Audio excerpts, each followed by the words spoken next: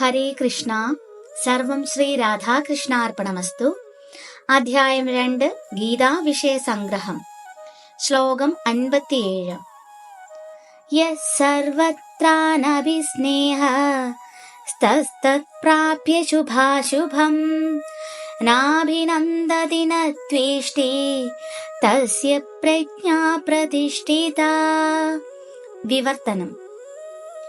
ഈ ഭൗതിക ലോകത്തിൽ തനിക്ക് ലഭിക്കുന്ന നല്ലതോ ചീത്തയോ ആയ ഒന്നിനാലും ബാധിക്കപ്പെടാതെയും അവയെ പുകഴ്ത്തുകയോ പുച്ഛിക്കുകയോ ചെയ്യാതെയും വർത്തിക്കുന്നവനാണ് സമ്പൂർണ്ണ ജ്ഞാനത്തിൽ ഉറച്ചു നിൽക്കുന്നത്. ഭാവാർത്ഥം.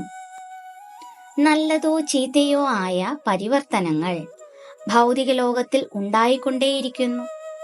അത്തരം ഭൗതിക പരിവർത്തനങ്ങളിൽ അസ്വസ്ഥനാകാതെ നന്മ തിന്മകളുടെ ബാധയേൽക്കാതെയുള്ള ഭക്തനെ കൃഷ്ണാവബോധം ഉറച്ചവനെന്ന് കരുതാം.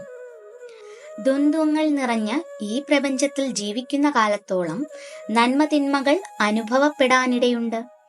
എന്നാൽ സർവമംഗളകാരിയായ നിരപേക്ഷ സത്യമായ കൃഷ്ണനിൽ മാത്രം താല്പര്യമുള്ള കൃഷ്ണാവബോധത്തിലുറച്ച ഭക്തനെ അവ ബാധിക്കുകയില്ല. ആ വിധത്തിലുള്ള കൃഷ്ണാവബോധം സമാധി എന്നറിയപ്പെടുന്ന തികഞ്ഞ അതീന്ദ്രിയാവസ്ഥയിലേക്ക് ജീവാത്മാവിനെ എത്തിക്കുന്നു.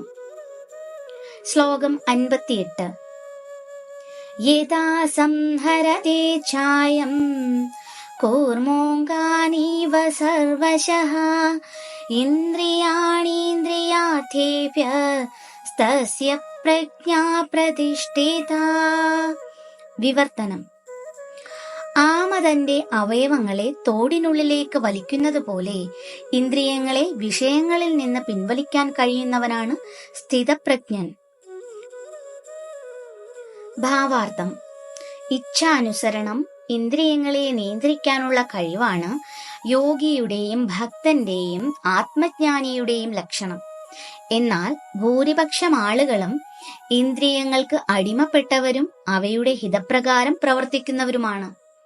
യോഗി എങ്ങനെയിരിക്കുമെന്ന ചോദ്യത്തിന്റെ ഉത്തരം ഇതാണ്. ഇന്ദ്രിയങ്ങളെ വിഷപ്പാമ്പുകളോട് ഉപമിക്കാറുണ്ട്. നിയന്ത്രണത്തിനു വഴങ്ങാതെ പെരുമാറാനാണ് അവയ്ക്കിഷ്ടം.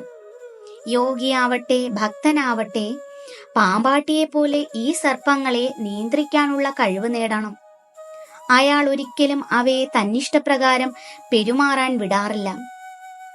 ധർമ്മശാസ്ത്രങ്ങളിൽ വിധി നിഷേധാത്മകങ്ങളായ പല നിബന്ധനകളും കാണാം. സുഖാനുഭോഗങ്ങൾ ചുരുക്കി ആ വിധി നിഷേധങ്ങളെ അനുസരിക്കാൻ കഴിയാത്തവർക്ക് കൃഷ്ണാവബോധത്തിൽ ഉറച്ചു നിൽക്കാനാവില്ല. ആമ ഇതിന് നല്ലൊരു ഉദാഹരണമാണ്. അതിന് എപ്പോൾ വേണമെങ്കിലും അവയവങ്ങളെ ഉൾവലിക്കാം, വെളിപ്പെടുത്തുകയും ചെയ്യാം. അതുപോലെ കൃഷ്ണാവബോധമുള്ളവർ ഇന്ദ്രിയങ്ങളെ ഭഗവത് സേവനത്തിന് വേണ്ടുന്ന പ്രത്യേക ആവശ്യങ്ങൾക്കായി ഉപയോഗപ്പെടുത്തുന്നു. മറ്റു സന്ദർഭങ്ങളിൽ ഉൾവലിക്കും. സ്വന്തം തൃപ്തിക്കായി ഇന്ദ്രിയങ്ങളെ ഉപയോഗിക്കുന്നതിന് പകരം അവയെ ഭഗവത് സേവനത്തിനായി അർപ്പിക്കുക എന്നതാണ് അർജുനന് ലഭിക്കുന്ന ഉപദേശം. ഇന്ദ്രിയങ്ങളെ സദാ കൃഷ്ണ സേവനത്തിൽ വ്യാപ്തമാക്കുന്നതിനുള്ള ഒരു ഉദാഹരണമാണ് അവയെ ഉള്ളിലൊതുക്കാൻ കഴിയുന്ന ആമയുടേത്. ഹരേ കൃഷ്ണ. സർവം ശ്രീ രാധാകൃഷ്ണാർപ്പണമസ്തു.